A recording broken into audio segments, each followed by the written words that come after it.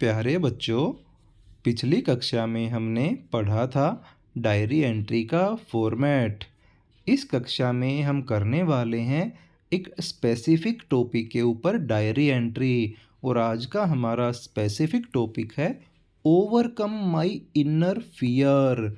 आप सभी जानते हो कि हमारे पेपर में डायरी एंट्री 6 नंबर की पूछी जानी है, तो आपको अच्छे से समझना है। और समझने के लिए इम्पोर्टेंट है कि आपने डायरी एंट्री का फॉर्मेट अच्छे से समझ लिया हो, याद कर लिया हो। अब आते हैं हमारे स्पेसिफिक टॉपिक के ऊपर, ओवरकम माई इनर फियर। देखो, कुछ कुछ चीज़ों को लेकर के हर व्यक्ति, चाहे वो छोटी उम्र का हो या बड़ी उम्र का हो, मन में कुछ ना कुछ झिझक रहती है, मन में किसी ना किसी प्रकार का डर रहता है। हो सकता है इसके टॉपिक अलग अलग हों, कोई किसी चीज़ से डरता है, कोई किसी चीज़ से डरता है।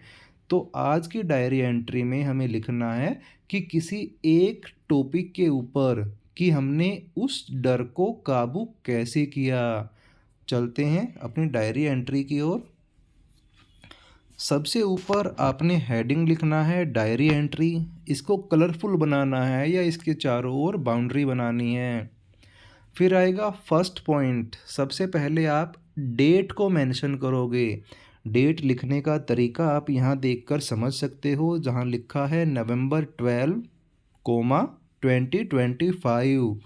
कहीं पर भी आप देख सकते हो कोई फुल स्टॉप नहीं है, बीच में कोई हाइफन या और कोई पंचुएशन मार्क नहीं है, केवल और केवल एक कोमा लगा है।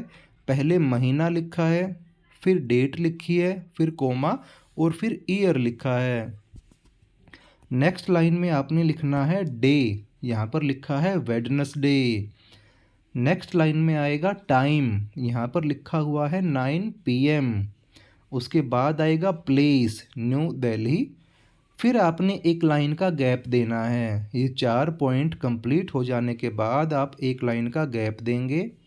फिर आएगा डियर डायरी, ये हमारा सैल्यूटेशन वाला पॉइंट है, यानी कि हमने अपनी डायरी को रिस्पेक्ट देनी है। अब चलेंगे इसके नेक्स्ट लाइन में। डियर डायरी के आगे कुछ नहीं लिखना, हमें नेक्स्ट लाइन से लिखना शुरू करना है। Today was a big day for me. आज मेरे लिए एक बड़ा ही अच्छा दिन है। I finally did something I was really scared of. Scared of का मीनिंग होता है डर लगना। आज मैंने एक ऐसा काम किया जिससे मुझे बहुत ज़्यादा डर लगता था। I read my poem in front of the whole class. आज मैंने पूरी कक्षा के सामने मेरी पोएम को पढ़ा। देखो, बहुत बच्चों में होता है ना कि हम उनको बोल दें कि आप खड़े होकर ये चीज़ पढ़ो या कक्षा में सामने आकर के बोलो, तो बहुत सारे बच्चे ना तो पढ़ सकते हैं, ना आगे आकर बोल सकते हैं। तो ऐसा तो है नहीं कि उन्हें बोलना नहीं आता या उन्हें पढ़ना नहीं आता। इसका कारण क्या होता है कि मन में एक इनर फियर, अंदर एक डर बैठा हुआ होता है कि मैं सामने जाऊंगा या मैं उठ के पढ़ूंगा तो इसका रिजल्ट क्या निकलेगा। हो सकता है बच्चे मजाक उड़ाएं, मेरे से बोला ना जाए या मेरे से ठीक से पढ़ा ना जाए, इसीलिए वो कोशिश ही नहीं करते हैं। For weeks I have been feeling so nervous about it. कई हफ्तों से इस बारे में मैं बड़ा ही नर्वस महसूस कर रहा था। I was so afraid of standing up there. मुझे वहाँ जाकर खड़े होने में, यानी कि अपनी कक्षा के सामने खड़ा होने में डर लगता था। एंड फॉरगेटिंग माई लाइन्स, और मैं भूल जाता था, मुझे डर था कि मैं सामने जाकर के मेरी लाइनें भूल जाऊंगा। बट दिस मॉर्निंग, लेकिन इस सुबह, समथिंग चेंज्ड, कुछ बदल गया। My English teacher gave us a little hope about facing our fears. मेरे इंग्लिश के अध्यापक ने हमें बताया, हमें कुछ उम्मीद दी कि हम कैसे अपने डर का सामना कर सकते हैं। I decided right then that I would not let my fear stop me. तब मैंने डिसाइड किया कि मेरे अंदर जो ये डर उठ रहा है, मैं इस डर को अपने ऊपर हावी नहीं होने दूंगा या अपने ऊपर काबू नहीं पाने दूंगा। When my turn came, जब मेरी बारी आई, I took a deep breath, तो मैंने एक गहरी सांस ली। Looked at the poem, मैंने पोयम को देखा। And just started reading, और मैंने तुरंत पढ़ना शुरू कर दिया।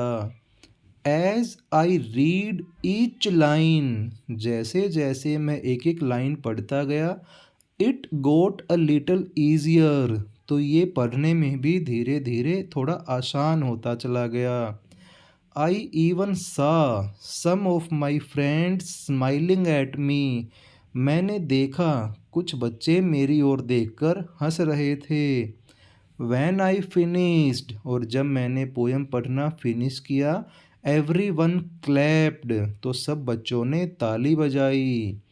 I feel much stronger and more confident now, और वो पढ़ने के बाद की जो स्टेज आई, तब जाकर मैं अपने आप में और भी ज़्यादा कॉन्फिडेंट और स्ट्रॉन्ग महसूस करने लगा।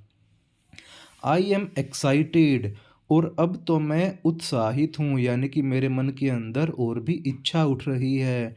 टू सी, ये देखने के लिए कि what other fears I can overcome, कि ऐसे और कौन कौन से डर हैं जो मेरे अंदर छुपे हुए हैं, लेकिन मैं उनके ऊपर काबू पा सकता हूँ, यानी वो मुझे डरा नहीं सकते।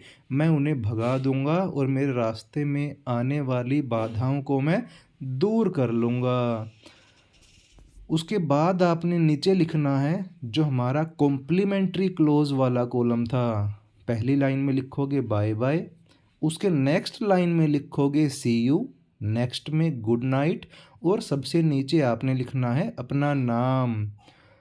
देखो, इनको भी एक लाइन में ख़त्म मत कर देना कि पता चले एक ही लाइन में bye bye, see you, good night और एक ही लाइन में समेट दिया सब कुछ। वो 3 पॉइंट हैं, तीनों अलग अलग लाइन में ही आपने लिखने हैं। आई होप कि आपको अच्छे से हर लाइन समझ में आई होगी और इस घटना को भी आप समझ गए होगे। मैंने यही पॉइंट इसलिए चुना है क्योंकि ये सब बच्चों ने कभी ना कभी अपनी कक्षा में फेस किया हुआ होता है। कई बार वो शर्माते हैं और बार बार कहने के बावजूद भी कक्षा में सामने नहीं आ पाते, क्योंकि उनके मन के अंदर वो झिझक रहती है, वो डर रहता है। ये डायरी पढ़कर मैं ये भी उम्मीद करूँगा कि कुछ आपके मन का डर हल्का हो जाएगा, और कक्षा के अंदर जब आपको कोई काम करने को कहा जाएगा तो आप उसे ईज़िली कर पाओगे, यानी कि अपने मन की झिझक को आप कम कर लोगे। अरे कम से कम किसी काम को करने की कोशिश तो करो। जितना कोशिश करोगे उतना ही आपका डर कम हो जाएगा। Thank you.